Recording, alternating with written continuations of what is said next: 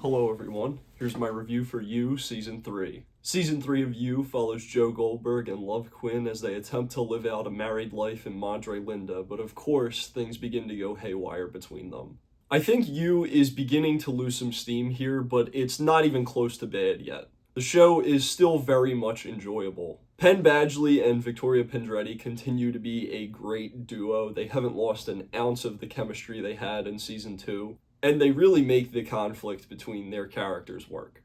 Blake Neely's score also continues to be solid. The tone of his score hasn't changed much, but I think that's okay. I'm enjoying it. Writing-wise, it's funny. I have been watching this show with a friend, and I said this to him. I think this is the best season of television I've ever seen where I hate every single character.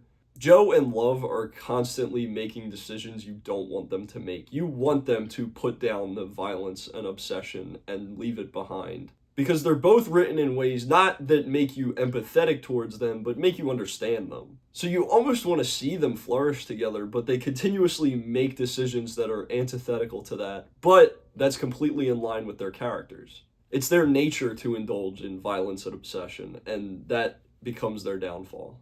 That same rule applies to the side characters, though. A lot of Joe and Love's neighbors are really abrasive, but that's entirely by design. This season gets a good amount of humorous mileage from how out of touch they are, and it's part of a jab at suburban America. This season also remains fairly tense and unexpected. I did go 2 for 2 on guessing major plot beats for the end of the season, but even with that factored in, they were still impactful. A lot of the tension in this season is derived from how Joe and Love's relationship is tested, and I think for the most part it really works.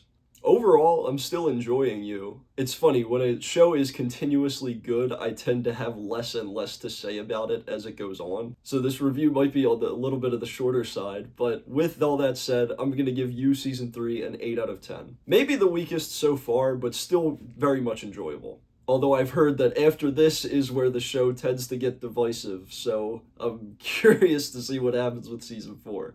Anyway, let me know what you think of Season 3 of You in the comments below. Thank you all for watching, and I'll talk to you all in the next one.